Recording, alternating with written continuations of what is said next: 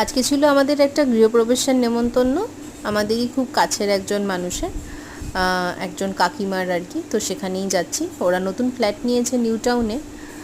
তো আমার বর আর দিদির বর কেউই যেতে পারেনি অফিসের জন্য, তো আমরা চলে গেছিলাম। ভীষণ সুন্দর হয়েছে ফ্ল্যাটটা। আর দুপুরের খাওয়া দাওয়ার মেনুটা ভাবলাম তোমাদের সাথে একবার শেয়ার করি।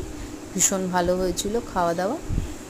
তো শুরুতেই দিয়েছিল পনির পাসিন্দা, সাথে এরকম একটা গ্রিন চাটনি, যেটা খেতে ভীষণ ভালো হয়েছিল। আর এরপরে ছিল হচ্ছে কড়াইশুঁটির কচুরি, আর সাথে ছিল ছোলার ডাল। ছোলার ডালটাও ভীষণ ভালো খেতে হয়েছিল। আর ছিল হচ্ছে আলুর দম। আর এরপরে দিয়েছিল ফ্রাইড রাইস, আর ফ্রাইড রাইসের সাথে দিয়েছিল ধোকার ডালনা, আর ছিল পনির।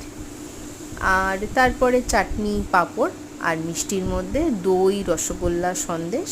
বাট আমি রসগোল্লা সন্দেশ কোনোটাই খাই না, সেজন্য শুধু